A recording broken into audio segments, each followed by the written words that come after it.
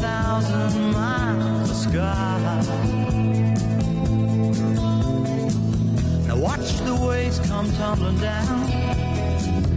Heard so many different sounds. It cleared my head and eased my worried mind. Capricorn dancer, I'm riding to shelter. Show me a sign, lead me on to the tropical zone.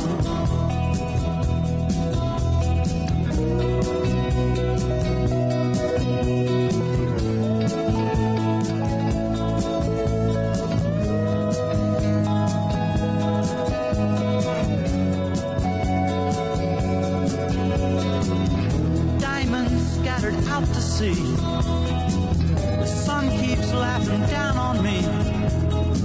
This crazy horse is trying to chase the wind. Watch the waves come tumbling down. Nice you to death. But first of all, congratulations for being the director of the first ever Australian vampire movie, but there's only been 2. But still, it was quite good. Such an amazing fusion as well. Thirst was such an important and seminal work in Australia's new wave. 1979, was it? 1979, yeah. And what makes it so special is it's kind of like not even a vampire movie. And that's something Sig and I have been debating at least for a week now as well. Are they vampires? I don't think so. They're not vampires, are they? I tend to think they are. Like the red eyes. That's the only thing that gives it away. There is a whole process of conditioning the main actress in the film, the protagonist, who finds out she's part of a long line of noble people. Sure. She's got regal blood. And it's Chantal Contour, yeah. Yeah.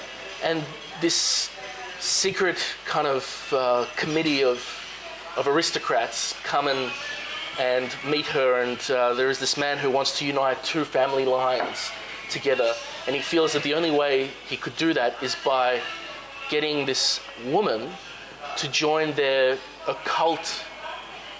And maybe that's what it's about. Maybe it's about cults. Yeah. About cults in general. Please don't say it is what you want it to be. It can be whatever you want. What did you want? I got to tell you the story. I saw the film at a drive-in at one stage, and I remember to go at intermission after the film had been on, and there was another film to follow. I went to the stand to get the drinks and whatever, and I was standing in line, and I heard a couple standing in front of me having a conversation about Thirst, about the film that I didn't know I'd made. They had seen something completely different, and of course I could only agree with them. Listen, it was a lot of fun. I got to tell you, the true story is when I first read the script, I thought it was a spoof. Really? I thought it was. It had a wonderful touch about times had changed. We now needed to get fresh blood if we're going to be vampires. And I thought fresh blood. Fresh blood. I knew we had to do something special to get blood. And I thought this is interesting, and it could be quite humorous. And by that stage, Polanski had already made Vampire Killers. There you go. Yeah. So I went to the meeting with Tony Guinane, and the first thing he said to me, "Now I want you to know this is a very serious project." And of course I said, "Of course it is." Yeah. And it turned my direction. And I then started to research a lot of films, and I realised that in Australia we hadn't made films like this, and we only had a certain budget. So you had to find a story that had a universal theme, but and being able to, in a sense, paint it on a big canvas with no money. Didn't he say this is going to be virtually a drive-in movie? Yeah, but that's what all Tony's films were drive-in movies. Yeah. There was just to get it out there to the marketplace where people eat hamburgers, and they'll all love it. Tell us a little bit about this crazy Australian producer, Tony Guinane. He's just really off-the-wall guy. You need 4 or 5 sessions to get through that one. He still owes me money that he keeps denying he owes me money. We catch up in Los Angeles quite a bit, and he is a character of the Australian film industry without question. I remember we're on the set shooting. We were probably halfway through the film, and it was a challenged film. It had a very low budget. And we were filming somewhere, and he came to me during a break, and he said, "We've got a problem with the story." I said, "What's that?" He said, "Well, we're over budget, number one, so I think we need to remove 12 pages of the script." Where he got 12, I've got no idea from, but he got 12 pages of the script. 12 so he picked up my script, And he tore out the last 12 pages of the script and gave it back to me and says, "There's my suggestion. Now you come up with something else." That's crazy. There's Tony Ganane. And then what did he do? At the lunch break, he made an announcement to the crew. Anybody who could come up with a proper ending of the film would earn $400. So this was not set in stone before production came. This was something that was work in progress. There was no stone, or if there was, it was a little cracked. But you know, he and I said to him, "Please, I'm going to have every grip, everybody tell it," and they did. They all came with the idea. But we found another one, and I think at the end of the day, the film is what it is. You know, it's brilliant. I really enjoyed it. But you know what, I got to tell you, a real classic, and I do enjoy his company when I see him now. Oh, that's fantastic. And they really emphasised his work in this really famous documentary called Not Quite Hollywood. Oh, unbelievable. The Ozploitation documentary, which came out in 2008. Yeah. You were in that, weren't you? I was in that, yeah. I was one of the ones dragged in for the interview. Talked about thirst and it is funny to see that project in the United States. And we didn't realise we were making a documentary about Ozploitation, I must tell you. That came, I think, as the journey went on. But all power to the filmmaker that he found a story that stuck and became commercial. Yeah. And you can still see it late at night on television. Well, you guys really paved the way for the industry, which was essentially dying in the early 70s. It was almost dead before directors like you came along and really pushed it up. And I think there were some great people who made films in those days. Fred Skepsey and George Miller and Gillian. Peter Weir. You know, Peter Weir. And in 1979 when we made Thirst, going through the same production house in Sydney, or the same place where we were doing our prints, etc., was Mad Max, My Brilliant Career. Oh, all those great. So we had, and by the way, all different type of films. Yeah. So there was a wonderful ambitious as well. That's always the best thing. Always try and do more than you can afford to do, I think. But Tarantino really loves Aussie films. He certainly does. I think Turkey Shoot is one of his favourite. Turkey Shoot. So, you know, you were Road there. Games. Richard Franklin. Yeah.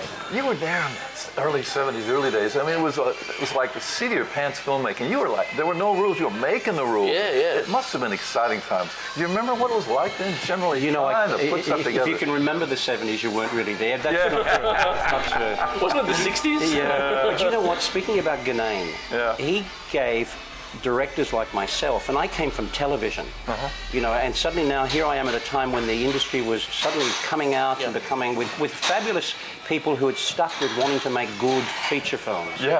And he gave me a chance, he gave Simon Windsor a chance, he gave George Miller a chance, not Dr. George, the other George.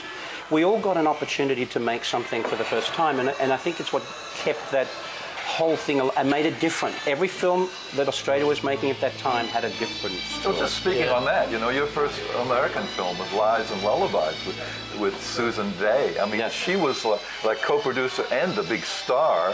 And this Piper Laurie was in there as well. Piper Laurie was in it. This is your first big assignment. Now, you wouldn't have picked it. You know, was it difficult? Your lead actor is also your producer, and was this your film? It was his Rebecca. You know, I went for a meeting with the actual producers of the project, and Susan Day was at the meeting. And I thought, this is an interesting thing. She's the actress, and I'm the director, and she's already cast. I didn't know that she'd already been cast. I said at one stage during the meeting, well, so why do you think you're right for this project? Well, she developed it. She hired herself. It was part of her life. I mean, she had a cocaine issue in life and wanted to make a story about this whole thing. It was a natural flow. And of course, she had brought everything together, and here's me, the director, coming in saying, so why do you think you're right for the film? But it was, I might say, it was a movie of the week. We shot them in like 17 days, and she was an absolute delight to work with, and so was Piper Laurie. And I learnt the craft of and they wanted to see something different. They didn't want an American look at the film. They wanted something different. So. But you're in Hollywood for the first time, and you're the new boy in town, and I've got an image. Correct me if I'm wrong. I've got an image. You're the assigned director, and the director, this should be your vision, your film. Was it? Because you're the new, were you told what to do, or did it lead you to it? The movie The Weeks that were done, and I think I did about 15 or TV so movies, TV movies, they truly chose you they wanted something different. They wanted to get your take on it. Now, of course, the budgets were also small, and they wanted to shoot them very quickly. But I really found that they gave me an opportunity to create the film. Now, what they do afterwards is once you've made your cut, then they come in and do their fiddle. The ads. And usually it's not better, it's just different. So, but I think in terms of even episodic television, I still find they'll let me do my thing until I've done my 4-day edit, DGA edit, and then they'll do their thing. They just want the material to be in the edit bay, and then they'll create their own journey. So at least you do get a chance to present something that's really what you like. You've got such a range of different things. Like you can go so many genres. It's amazing. You can go in television was bang, bang, bang, weekly, go, go, go. Don't spend much time on anything. And then your feature films, which is we really get down to it, and more money. And the variety there, it must do your head in. Yeah, I know. You know what? I think it does everybody else's head in, because in LA they try to pigeonhole you in something, and because I've done from science fiction to horror to westerns, everything. It's incredible. But it's not for any other reason. And do I have a favourite? I love science fiction. Oh, my 20,000 Leagues Under the Sea. And I love westerns. Yeah. Oh yeah, I noticed. So there was Buffalo Girls was, by the way, an amazing film, and I don't imagine you filmed that in 17 days. That would we take certainly quite, didn't. That was a bigger one than that. Yeah. And I've never seen Angelica Houston in anything quite like it. No, she was pretty much in the project too. She played the Quite character sexy Calamity woman Jane, as well. and a brilliant actress and a wonderful person. I mean, we had the best time. We shot it in New Mexico, and then we went to England, to Bath in England, to do some stuff. So I got to know her really well, and she still is a dear friend. But and as an an all-star actress. cast in that as well. And then there's Melanie. Melanie Griffith. Wow, Melanie she Griffith. was so beautiful. Incredible cast, all-star cast for television Gabriel movie in those Byrne, days. there's Jack Palance. Sam Elliott. Sam Elliott, exactly. Oh, For you? fabulous. Yum, thanking you. Thank you. Look at that. Fantastic. Thank Hang you. on, where are the American flags? Thank you He so gets a much. flag and I don't get Thank a you. flag. Fabulous. Thank you so much. Beautiful. But you've made like... Chili for you? oh, thank you. Beautiful. Oh, there's more. It's all happening. You've made like 20,000 Leagues Under the Sea and High with Michael Noon Caine and Brian Brown. And High Was that Noon filmed here? And High, We shot 20,000 Leagues Under the Sea in Queensland. It was a village project, one of the village projects. I meant to say, you've done 20,000 Leagues Under the Sea and High Noon and The Yearling. Thank you so much. And these are classic, well-loved Guys, films. straws? Fantastic films. Not for me, And, thank you for the moment. I'm fine, thank you. I go on. Really classic, well-known films. Is it daunting remaking a classic, well-known films, or is it a challenge? Or does it depend on which one? I kind of High find, Noon, I mean, I kind of find every project daunting. Yeah. Because you go into it with the voices in your head saying this isn't going to work the way you want, so you've got to find the time to change and rework your thinking. The art of compromise is to make it better than the original idea. Exactly, you're trying to add value. So I think everything is daunting, but at the same time, I made a remake of High Noon, and I remembered being asked by the press at one of the press launches, why would I make a classic, remake a classic? And I said, well, it was better than doing another Disease of the Week. Yeah. It was as simple as that. Somebody came to me with this. That's a good answer. But what they wanted to do, which I found appealing, they wanted to use Carl Foreman's script Oh, right. and okay. adjust it ever so slightly. Yeah. But they wanted to get a different look to it. So we took it to Calgary in Canada, went to a western town, and that was surrounded by the Rocky Mountains, Banff, and all of those fabulous places. So we opened it up rather than close it in. Now, to some people, they felt that was a mistake because the claustrophobic feel when they shot High Noon in the studios in Burbank was because they had to shoot nothing above the rooftops because they had palm it's all trees. cardboard. It's High Noon. It's open western. Stanley Kramer was involved in the project. Oh, was he? In my project. Oh, wow. His wife was the actual producer and his daughter, Kat. And I got the best compliment of all times afterwards. He saw the project and sent me a note saying, how did you get this done in 18 days when it took us 32 and we still had struggles? But because he was making a feat, I didn't want to remake High Noon because I wanted to do it better. It could never be done better. This is the question, It can never be. Make it I yours. wanted to do it because it was such a great story about a man on his own.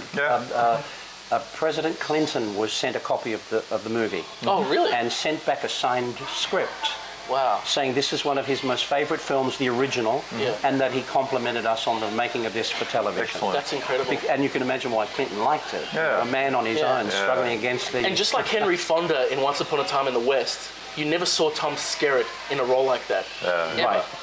Well, he was a friend. We'd worked together on another Western called Two Tom for Skerritt. Texas. Texas. And we became friends because he didn't want to do the role. And I had to talk to him and talk to him and talk to him. The role was Sam Houston, who was a person who made a big difference in the Texian War. Against the Mexicans. And it was like an Alamo. The Alamo was part of the story. Now, I'm sorry, I really have to ask you a personal question. So Can I eat what you asked about? Yeah, of course. Could you pass me the ketchup, please? Absolutely. That was easily remedied. Go, Fred, I'll just do my chili. Over Christmas, I saw December Boys again. Fantastic film. More? No, thank you. Go ahead. What drew you to that story? I got involved in that project 11 years before we shot it. The original producer was on it for 15 years before we shot it. The original screenplay was written 60 years before. And it was strangely enough written by a guy called Ronald Kinnick, who had written those fabulous two, Children of the Damned and Village of the Damned. Oh, really? And they were very successful science fiction pictures. Absolutely. And for some unknown reason, he saw this little kid's novel about a thing called December Boys and wanted that to be his film. And because he wanted to do it, everyone assumed he was going to have another take on it. So every studio in Hollywood picked up the rights. It turned around over a period of 50 years. Until an executive was leaving Disney and he took that project with him because he loved it so much. He then saw the Yearling that I'd made and wanted me to direct it.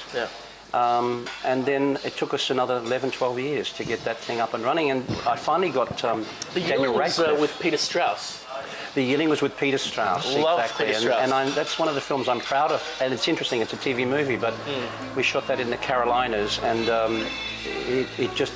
I like atmosphere, I like geography, I like nature. And you also had Philip Seymour Hoffman in that. It was one of his earlier roles. He was. I cast him out of New York, and I never forget the first day on the set.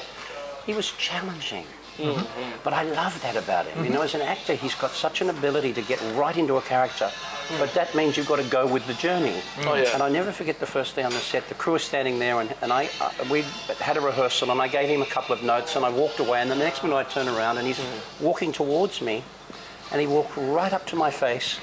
He's put his boots, and he was in these big clodhopper boots because of the character. They were share farmers in the 20s, and he was playing one of the many family members. And he put his boots under my shoes, and he looked me in the face, and he said, "Why?"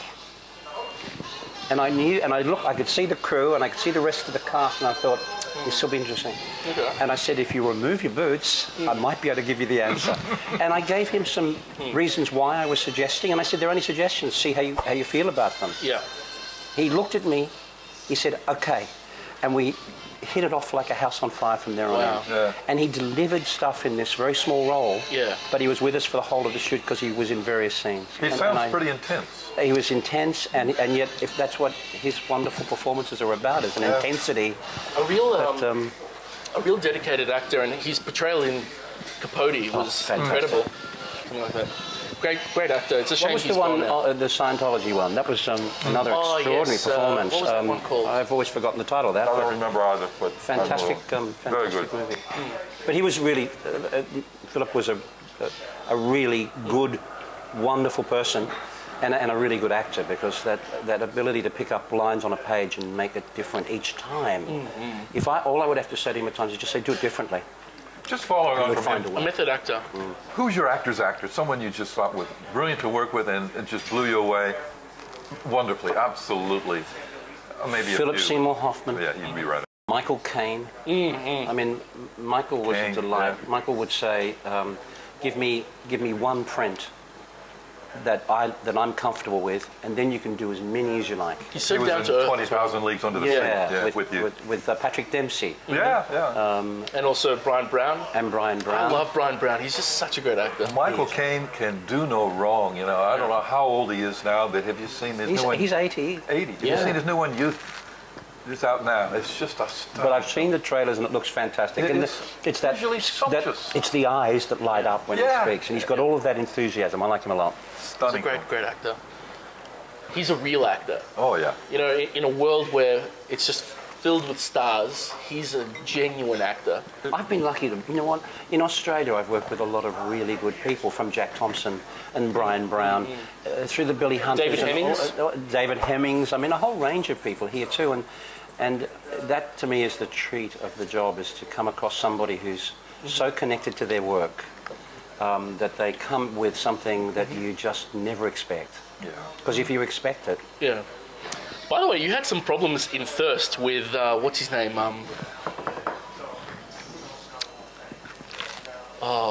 Henry Silva? Henry Silva. Yeah.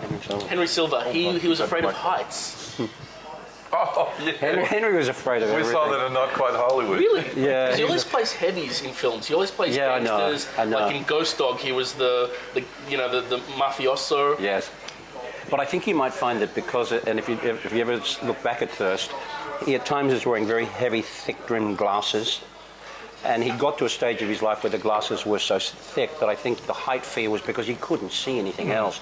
We had him at one stage. He was supposedly hanging onto a helicopter that David Hemmings was escaping from the environment.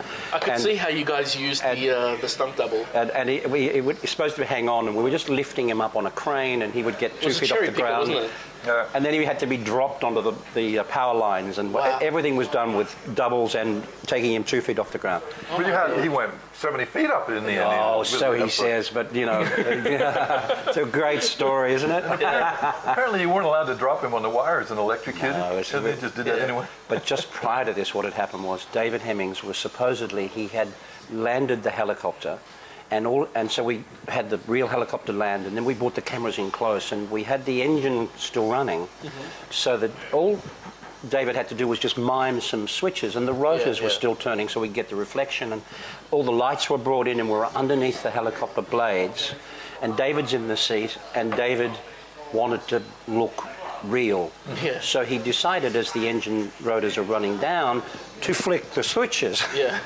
Which started to put the whole rotation out of balance. No. Okay. And Not all of a good. sudden you could hear this thing and you could see it vibrating. And I'm right there at the door of the helicopter, and the cameras are there. And I look around and I see the rotors dropping, and then I see the first mini brute light to get taken away. Oh, no. And we're on a little bit of a hill. Yeah. And everybody, they were screaming, "Get down, get down!" down, yeah. And it sounded like it was going to explode. I got to tell you, as scared I've ever been. I'm on the grass, crawling away from the helicopter. Yeah. I had grass and dirt in my nails because there was a bit of a hill, and the blades are dropping down. It was quite an extraordinary And experience. today you would never be able to do anything There were like so that. many things you couldn't do. Yeah. But you couldn't do. But you know what? I'm glad that today is the way it is, because we've lost some dear friends through crew members and whatever through the... And who's that stunt man? The really, really famous Grant Aussie. Page. Yes. Oh, Grant. Yeah. He was in everything. What He can you risked say? his life so many times. Mad was Max. totally fearless. Mad Max, Many and things. Just about every exploitation film out there, he was a stunt double, and he almost... There was this stunt... I remember in that documentary, the Not Quite Hollywood, there was... I think it was Man from Hong Kong. He had to jump off a cliff. Right. And he literally almost died Yes. because the way he Yes. landed in the water was not quite right. And North Shore, Sydney, I think it was. yes, yeah. We did an episode of a TV series I worked on many years ago called Chopper Squad. Oh, yeah. And Chopper Squad was kind of, I think they stole that David Hasselhoff beach thing based on it, because it was the rescue squad, and there was a helicopter, and they would use that a lot, and there was an episode called The Stuntman. And he played the character of the stuntman, and what the stuntman did was he would break into banks and do various things, but then there'd be the chase. And I've never seen anything more scary than being in a quarry with Grant Page doing jumps over big heaps of mounds of earth, and the helicopter pilot coming down beneath the line of the land and being 2 feet above Grant's head. Stuff you'd Unbelievable. never be able to do today. No way. Like some of the stunt work in that incredible classic, legendary Australian film, Stone. Something like that. I mean, Yeah. Stone was a cool that film. was similar time with the 70s. So we were all mad in those days. Oh, must have been fantastic. Mad, and the bottom line was, get the job done no matter what. Get the job done no matter what.